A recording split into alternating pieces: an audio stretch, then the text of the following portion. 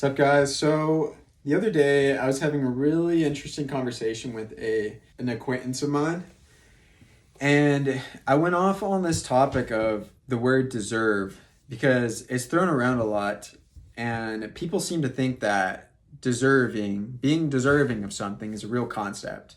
It's a concept for sure, but it's not reality. No one actually, I'll tell you this, no one actually deserves anything. You don't deserve anything. I don't deserve anything. Because deserve requires an outside perspective on like a merit basis, on like some kind of like merit of like, oh, well, you did this, therefore you deserve that. But when I tell you that there are people in this world that you and I both live in that are getting things that they don't deserve all the time, and they'll never stop getting things that they don't deserve all the time, you'd be absolutely surprised. You'd be absolutely baffled. Like, what do you mean? What does that mean? Why would they get that unless they deserved it? Bingo. Why would they get something unless they believed that they deserved it? The checks and balances theory is definitely, it has its place, but not in this. Not in what I'm talking about here. Not when I tell you that people are getting things every day that they don't deserve. There's people that we call good. You would say, oh, Grandma Betty, she brings us muffins every day. But her car just got T-boned the other day, and she's in the hospital now with her neck cracked. She didn't deserve that. We don't know that. We don't know what Miss Betty was harboring deep within the recesses of her mind that attracted something like that happening, which, by the way, might have been something she wanted to happen. It might have been. I'm not saying that it had to be for it to happen, but I'm telling you that there's some things that happen that unconsciously or consciously we desire them to happen because we're curious about who we might be on the other side of this event. Like, I've gotten in trouble with the law before, not doing anything crazy. Like, do I seem like a criminal to you? Don't answer that, probably not. But I've been in trouble for drinking and driving. I've gotten a DUI before. One time, okay? One time, I'm never doing that again. And that was something I believe I needed to go through. Because when I was sitting in that jail cell, it did something to my self-image that I think was needed. Because most of my life, it seems like I've always had it easy. Like, especially in school, I was just seen as the good kid, super studious, cared about getting good grades, was really kind of timid and cared about making a good impression. That was always kind of how I was viewed. And I believe that I know this because I know that I'm the creator of my own reality, that when I got my DUI, that was something that I asked for. Maybe not in words, maybe I didn't voice it, maybe I didn't pray about it or anything like that. But I needed that vibration of experience. I need that energetical match to happen, to be confronted with, to see that I'm no special. I'm not any more special than anybody else. I can get in trouble just like anybody else. And I see that as something that I wanted to happen, and I'm glad that it did.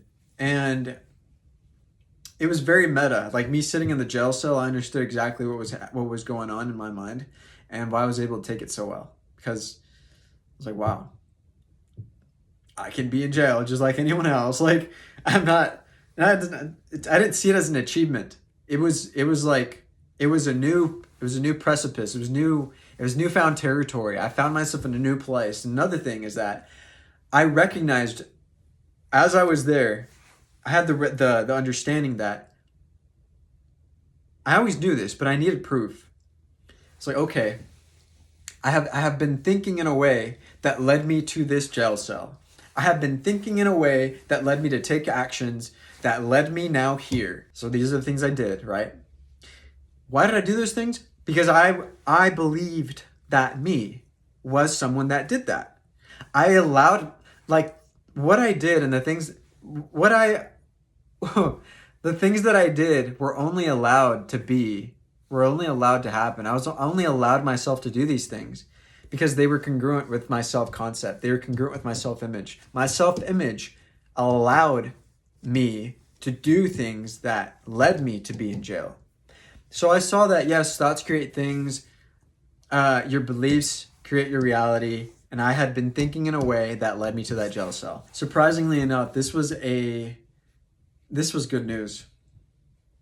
This was good news, right? I said, wow, if my thoughts led me here, if I had an energetic match, if I've been thinking in such a way that led me to this place here, then I can do the opposite, energetically speaking.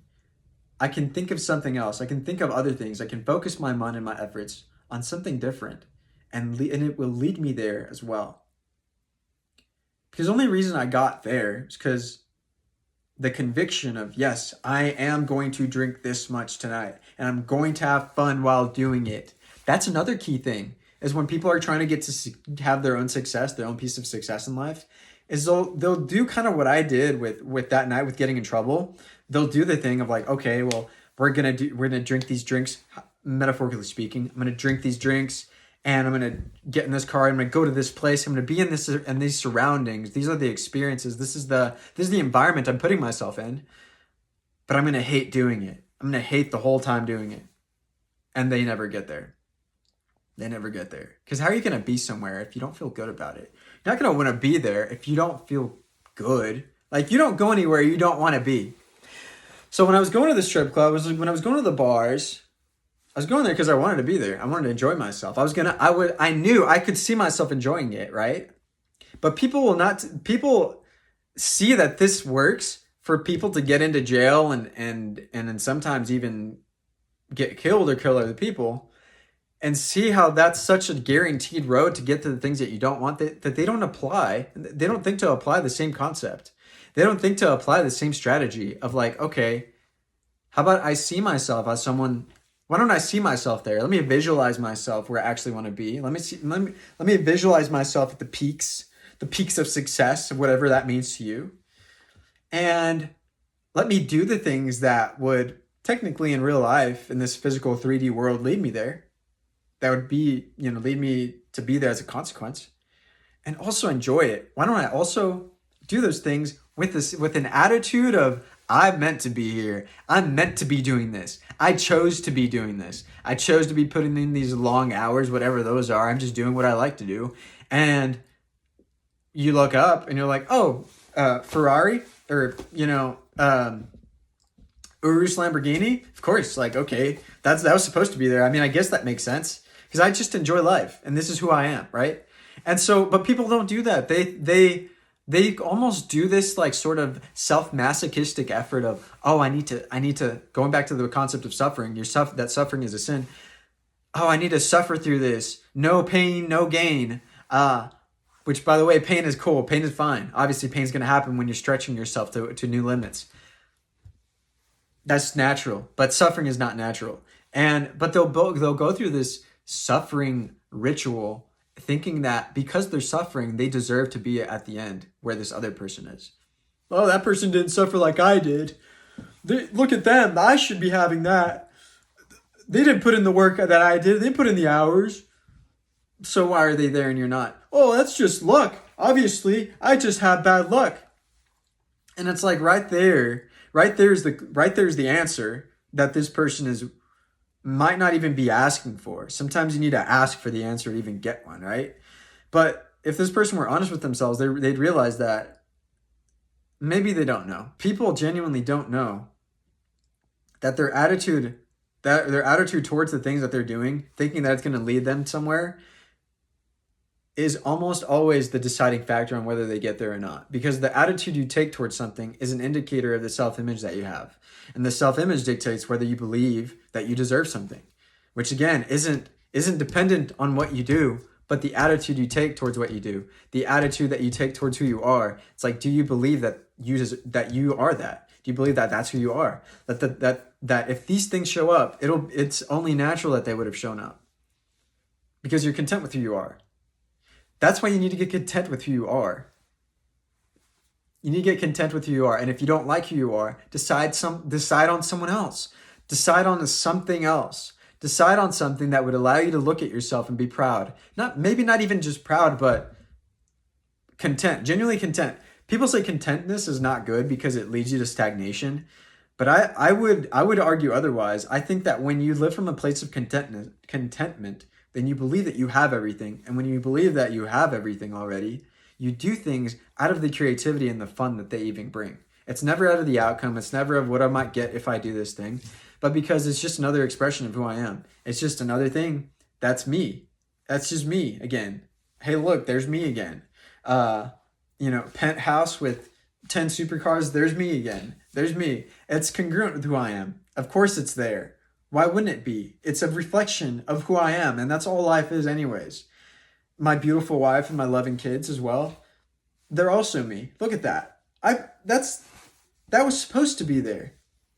And you don't question it. It's that level of like conviction and not questioning the things that are in your life as anything apart from who you are that leads them to be there. Anyways, if you enjoyed this video, give it a video a like. If you like these videos, or if you look forward to see these types of concepts in the future, do me a favor and hit the subscribe button. I don't need to say that, actually. Just subscribe if you want to, and I'll see you guys in the next one.